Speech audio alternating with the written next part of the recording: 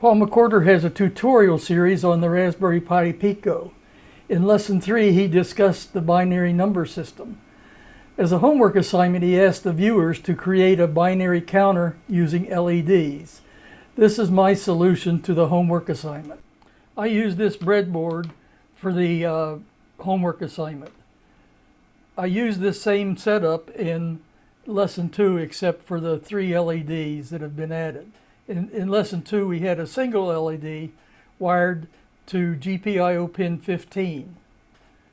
And it was connected by way of a 220 ohm resistor to ground. Then I added 3 more LEDs to give me my 4-bit counter. They are wired to GPIO pins 14, 13, and 12.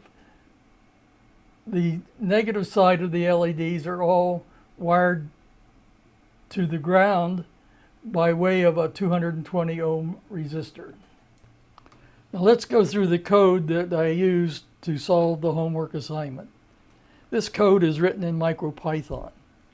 In another tutorial series, Paul is doing a series on the Raspberry Pi using the Raspberry Pi 4 and Python 3.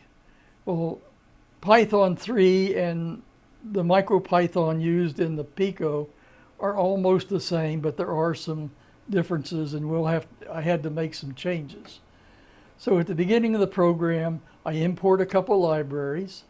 The first one lets us access the pins, and then we need to sleep so that we can do a delay so that we can leave the LEDs on long enough to see what they represent. Then I have some variables that I defined. The first variable is equal to 1. That represents 1 second, which is how long the LEDs are going to remain on for any given binary number. The I is a variable that I used to represent the decimal digit that we're going to be working with. The J is a number or a counter or an index number into the bits within that binary number. The number of bits, of course, we've been assigned to use 4 bits. And with 4 bits, the number of numbers that we can have is 2 raised to the 4th power, which is 16. That means we can represent the number 0 through 15. In lines 11 through 14, I've assigned the pins for the LEDs that we're using. We're using pin 15, 14, 13, and 12. 12 is the high order digit, 15 is the low order digit, and they're all designated as outputs. Then I have an array of those values, the 8s, 4s, 2s, and the 1s. And when we go into our main loop, I have a while true, and since true is always true, that means this loop is going to go on forever until either the power is disconnected or I go up here and hit the stop button. Now first I start out with the decimal number 0, and I'll go down through here and figure out what LEDs I want turned on or turned off for the digital number of 0. Now the first line in that while loop, it calls a function bin. Well, let's see what happens if I call the number bin. I want to look at this information. Up here, the number of bits we're using is 4. So let's assume that we're working with a decimal number of 2.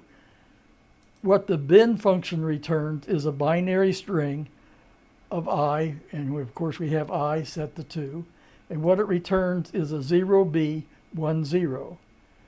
Well, we don't need to work with a 0B. We know we're working with a binary string. So I want to get rid of that. So I've added to that a 2 colon in brackets that says get rid of the first 2 characters in that string. Doing that, we'll end up with a 1, 0. Now we're working with 4 digits, so we would like to have a character string that's 4 long. And we'd like to pad that string with leading zeros. Well, if we go over here to the code, the comment I have in line 21 shows what I did in Python 3. Python 3 had a function called zfill. That says zero fill, or pad the number, the binary number with, or the string rather, with leading zeros. And what you end up with is a string that's, in this case, would be 4 long. Well, we don't have that function in MicroPython, so I had to do that in this code down here. Code lines 21 through 30 does that for me. I start out with a J. That means we're starting out with the first character. I set up a string of the character 0 and another string of null. And I find out what's the length of the string that we're working with at any given time. I look at the see if we're still in this loop here. What I do in that loop is I have the null string and I add this 0 character to it, to the 0 fill string. And that means the first time through, I'll have a string of 0. The second time we increment the counter. The second time through, we'll add another 0 to that. And when we've done it so that we end up with a character string of 4, our new binary string is equal to whatever number of zeros we've come up with here, plus the original string that we started out with. Now, so that you can see what's going on, I've added this print statement at 31.